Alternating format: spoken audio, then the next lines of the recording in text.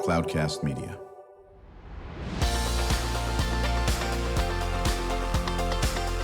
Drew Schlosberg Spotlight on the Community Show, amplifying the voices of social impact organizations, entrepreneurs, local nonprofits, and other community champions who shape the culture, creativity, and connectivity of San Diego.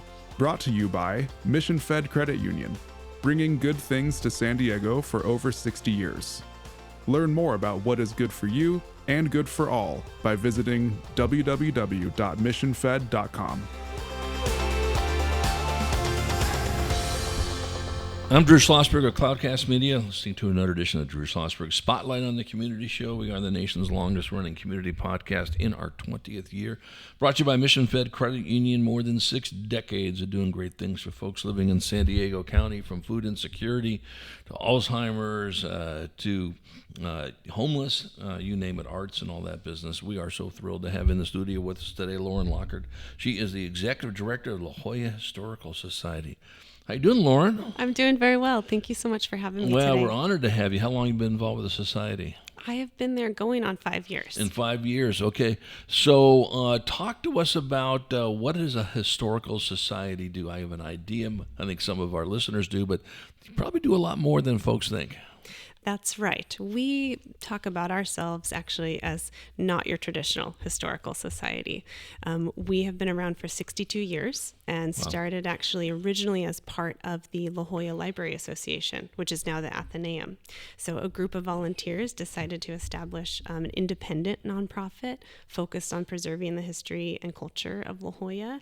And over those decades, we have evolved to present interdisciplinary exhibitions free of charge at our beautiful historic property. We have a wide range of public programs for all ages, and we maintain both our historic property and buildings and a collection. So where is your offices or your society building? Is there one? There is. And where's that? We are very fortunate to be the stewards of 4 historic buildings on Prospect Street. We're actually right next door to the Museum of Contemporary Art. Mocha. MCASD, yes, our neighbor there. Yeah. And we have an interesting historical connection to that building and that organization. Our museum space, which we call Wisteria Cottage, was built in 1904, and it was originally the home of Virginia Scripps, the half-sister of Ellen Browning Scripps, who lived next door in what's now the Museum of Contemporary Art. Right. And so what are the other buildings that you have in La Jolla? So we also have a classroom that we call the Balmer Classroom, because Louise Balmer was a really fascinating progressive leader in education who had a school there. Okay. We have a 1909 cottage that's our office space. And then we have a 1916 former carriage house of the Scripps family. I'm told it's where Ellen Browning Scripps kept her Rolls Royce at one time. But today, it's been renovated to be a proper archival storage space. And those are all on Prospect. Yes. So, my daughter is getting married June 13th at the Grand Colonial. Oh, amazing. Which is right down the street from where you guys are. It is another amazing historic building. It is an historic building. Now, do you get involved with that building at all, the Grand Colonial, or not really? Well, in so much as we do have some amazing historic photographs of the building over the years. So we have thousands and thousands of photographs, postcards, architectural drawings in our collection. Right, exactly. Now, you folks have been around for quite a while and so forth, and certainly expanded what you have done in that area. You've been there for 5 years. And what got you into being an executive director of a historical society, or any historical society for that matter? Sure. So I've worked in arts and culture in San Diego for more than 20 years. Actually, before coming to the Historical Society, I was the arts program manager at San Diego International Airport for a long time, which I loved. Wow. And one of the facets of that job that I really enjoyed was working closely with architects and thinking about how the built environment influences our experience and our life. So coming to a historical society with a focus on preservation, caretaking for our historic resources was really appealing to me. And then I also loved that my predecessor, Heath Fox, had done a wonderful job really growing the exhibition program. And I loved that it was focused on, and still today I continue a practice of working with an interdisciplinary focus where we invite artists, architects, scientists, writers, engineers to partner with us on our exhibitions and really look at history through a lot of different lenses. How old is La Jolla? So, it dates back to the 1880s, Right. really, when there started to be some early development. Right. But, even in 1904, when our cottage was built, there were only about 200 people, I think, living in La Jolla. Oh, my goodness. And, when you have these exhibits, certainly La Jolla is part of San Diego Unified School District. All the schools there, La Jolla High and Muirlands and blah, blah, blah. I used to work for the school district, so I know a little bit about this stuff. Do you have the students come in and learn a little bit about La Jolla history, which is perfect for, their backgrounds, to say the least? Absolutely. So I have really pushed our organization to grow how we work with young people and families. I started out in museum education, and so that really has guided my work throughout my career. So we have built a school visit program that's offered free of charge, and we're very proud that last year we had over 700 students ranging in age from kindergarten through college come through. Yes. Yeah, that's a great thing. Talk a little bit about your 27th annual Secret Garden Tour fundraiser. That's going to be on May 16th. Yes, we are so proud that we've been presenting this really creative fundraiser for 27 years, started by a group of volunteers as a way to celebrate these beautiful private properties throughout La Jolla and provide financial support so that we can offer these free exhibitions and school programs throughout the year. Right. And it also has an interesting connection to the history of La Jolla because folks like Virginia Scripps and Ellen Browning Scripps created beautiful public gardens that were open for the public to enjoy. So today we offer this creative fundraiser every year. It gives ticket holders the chance to see 6 private, beautiful gardens of all different styles and designs. And there's also a bonus ticket if you want to see one more extra special garden that you can add on to your day as well. That is a spoiler alert. You won't say what it is till you buy those tickets. Is that correct? That is correct. That's why we call it the Secret Garden Tour. So once you arrive to pick up your program book and your wristband that morning, Right. then the locations are unveiled. Right. So all of them are unveiled? Okay, right. So you don't know. And are these in private homes? They are. Okay. And many of them historic. Okay, got it. All right. So very, very good. You've been doing this for 27 years. So do you try to choose a different garden every year? I mean, that would be 163 gardens if I'm doing my math right or something like that. It is a challenge, yes. But we are fortunate that we have a really generous, supportive community. Interesting. So this year, I think there is only one garden that was previously on the tour, but it was more than 10 years ago. So Wow, it's there's that transformed. many of them? Yes. That is that's fascinating to me in this aspect of it. When now you've done this will be your 5th year, and you've done this garden for now. This will be your 5th garden, I guess, tour of it. Are the same people that go through these? They love it so much they're repeat visitors, and does it ever sell out? It sells out every year. Oh, okay. Believe it or not, yes. So encourage folks. Are you sold out now? No, we're not. We still have tickets available, but Okay. we anticipate we will sell out before May 16th. Right. So how do they get the tickets? They can visit our website at lajollahistory.org. Right. And is there photos and documentation of the previous 26 There are. on the site? Yes, that's a great question. We have some beautiful sneak peeks of past gardens, and you'll get a sense of this really great range of style. There are some that are highly manicured, and maybe the homeowner has worked with a landscape architect. And some of my favorites are one where it's a passion project of the homeowner, and they have carefully chosen and planted every single plant themselves. Yeah, we're chatting with Lauren Lockhart. She is the executive director of La Jolla Historical Society. I'm Drew Schlosberg of Cloudcast Media, listening to another edition of Drew Schlosberg Spotlight on the Community Show, nation's longest running community podcast. We're in our 20th year, brought to you by Mission Fed Credit Union, talking about the 27th annual Secret Garden Tour fundraiser for the La Jolla Historical Society. Will be on May the 16th. Make sure you get your tickets now because it will sell out. So the homes that you go to, they have been owned by probably people that have been there for many years, or sometimes maybe short time, 2 or 3 years. Absolutely. And we have representatives or samples of those both on the tour this year. Some that have only been there a couple of years and are so proud to show that they have transformed their garden space. Another homeowner who I know that she's been there for 20 plus years. Right, and so with these folks, are there any that pop up that have never had a garden, but over the last couple of years have started to put together a major garden, and just because they like to be part of the tour? Yes, absolutely. Well, and not necessarily that they plan to be on the tour, but they're thrilled when we invited them true. because they're so proud of what they've done. And something we like to do on the tour is show some historic photos or photos of the site before a garden was developed. And there's one on the tour this year where it was a dirt lot. And now it's the spectacular native plant garden that the homeowners worked so hard on. So we love to share that. You know, and maybe you know this, I think when people think of La Jolla, they just think, well, it's a little more than just Prospect Avenue. Okay, La Jolla is huge. How many square miles is it? I mean, it stretches really far.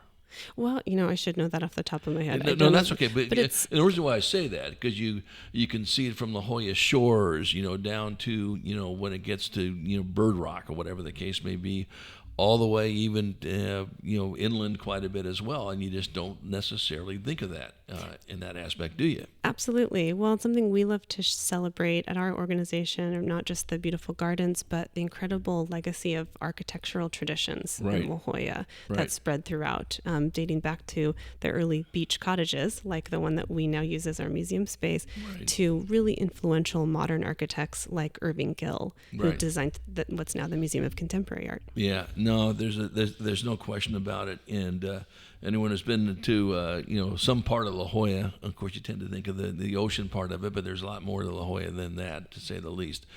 In this, that there's so many wonderful things. Just think great art, great history behind it as well. We're chatting with Lauren Lockhart, Executive Director of the Jolla Historical Society. When we come back from break, let's talk about the current exhibition, Space Maker, and then the Growing Together Family Festival. That'll be on May the 3rd, and the Space Maker exhibition goes through June 7 when we return after this short message.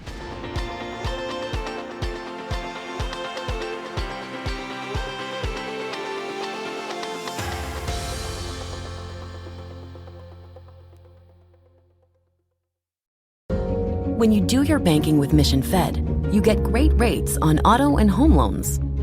That's good for you, but something good also happens for a lot of other people. We're not for profit, so we put money back into the community to help lots of great nonprofits to keep San Diego strong. So you're not just getting something good, you're doing something good. Come to Mission Fed. It's banking that's good for all. Brand amplification is the DNA of Cloudcast Media, and our code is the powerful blending of sound, voice, and storytelling to lift local brands and their communities. Whether it is our Brandcast, Schoolcast, or Causecast platforms, the unifying ethos is all about this community, the one you call home. If you dare to dream and want to explore the brand amplification of Cloudcast, a national leader in local podcasting and other Winfluence strategies, please visit us at cloudcast.us.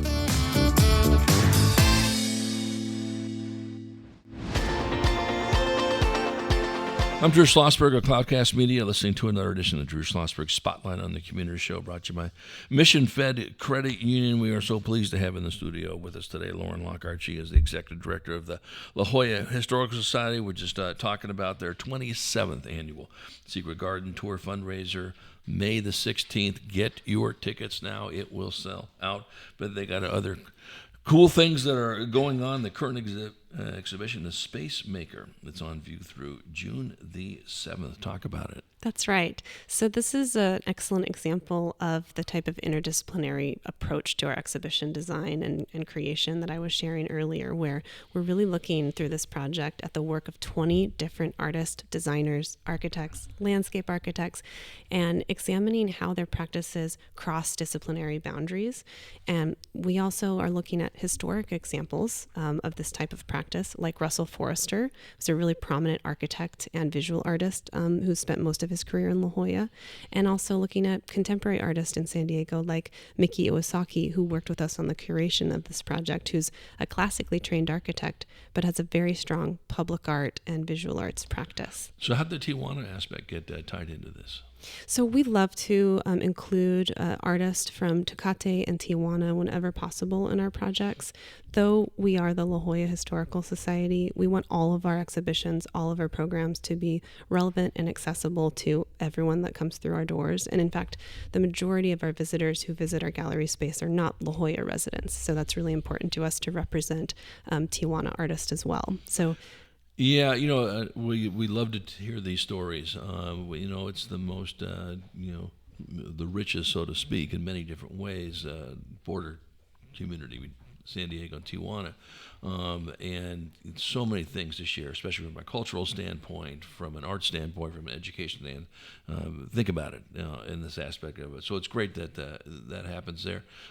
Now, do you ever do things down in Tijuana, the La Jolla Historical Society?